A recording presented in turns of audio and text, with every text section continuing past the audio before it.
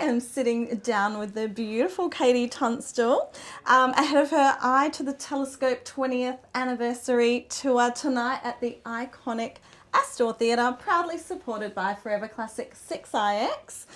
Now, let's get started. You had your big break on the Jules Holland show. Tell us about how that happened. So it came through like, Naz cancelled and tell us. Global hip hop star cancels. They decide to use unemployed Scottish chick who hasn't even had a record out yet. Oh yeah, and you rocked up with and I rock up with this loop pedal, and I've been using that in like coffee shops and bars, and people were like, yeah, it's cool. But no one was like going mad. Do you know what I mean? Yeah. And so it was a huge surprise for me when I played the show, and people just went nuts. And I think maybe it was because it was on TV, they were able to like zoom in and really show people who don't know how to use that stuff what I was doing. Yeah. And so it was just a massive surprise to me that people actually seeing me do that was a huge part of why that song. Yeah. It was kind of one of the early viral videos because YouTube had just started. Yeah, So- exactly. And how were your nerves on the night? Like, were you like, oh my God? Or do you think the fact that it was like last minute? Exactly right. If I'd had like a few days, I would have been a wreck, I reckon. Yeah. But just because I only had 24 hours, I just didn't have time to think about it. And I'm really glad that it was just in flow. I was on tour with a friend and just had to like zip back down to London, and I'd never been on telly before. So it was all just a whirlwind.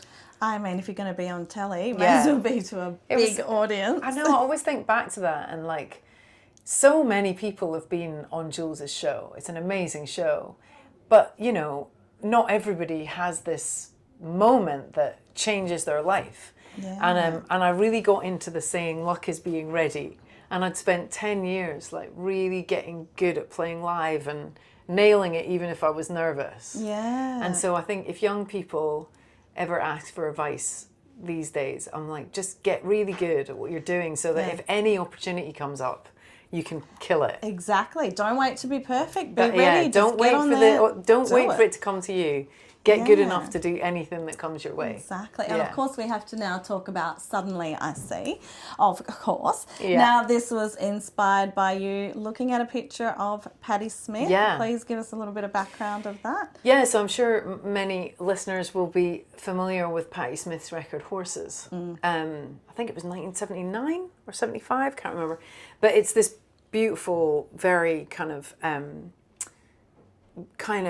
confident black and white picture of her by Robert Mapplethorpe, and I just remember seeing that and just going, oh man, I'm just here trying, and here's this woman just being.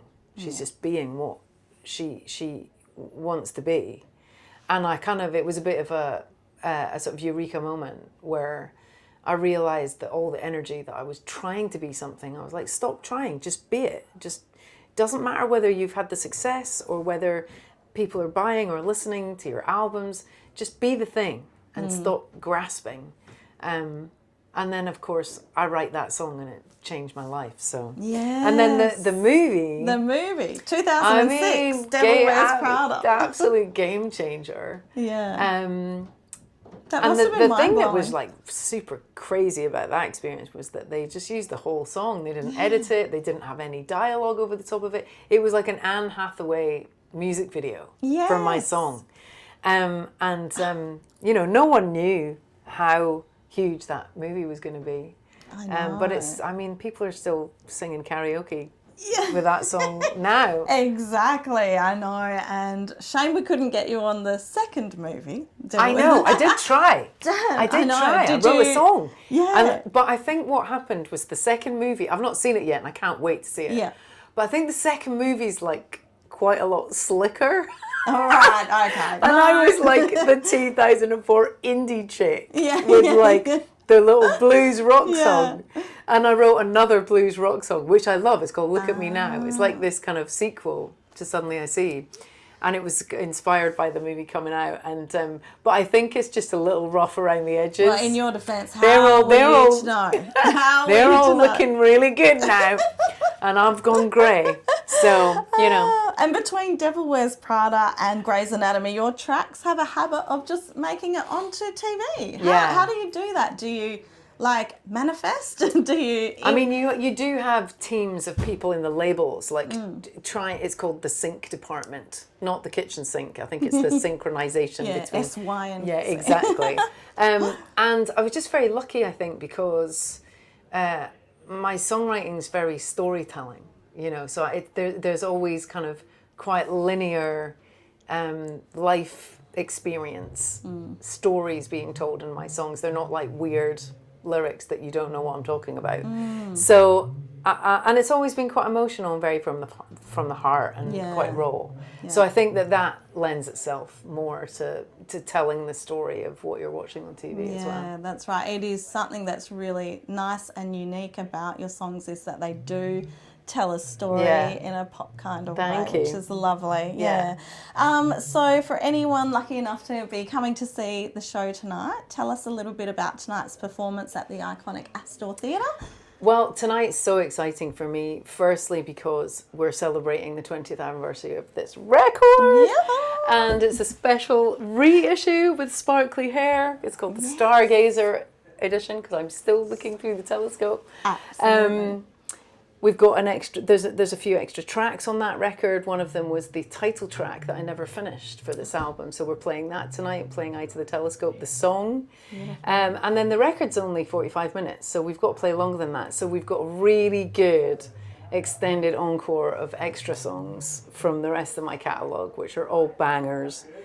So we'll be having a good dance afterwards. But the really exciting thing is I'm playing with a couple of amazing Australian musicians. We've got the icon Jackie Barnes on drums. We might be doing a little ode to his pops on stage, and Kathleen Halloran, who's just a phenomenal guitarist and singer-songwriter. She's just had her own record out, and I'm very honoured to have musicians of that calibre coming and playing with me. So we're having a great time. I'm sure they're rapt to be on stage with you as well as I have been to chat with you today. Thank you so much for your time, and we look forward to seeing you tonight in Perth. Thank you. Thank you.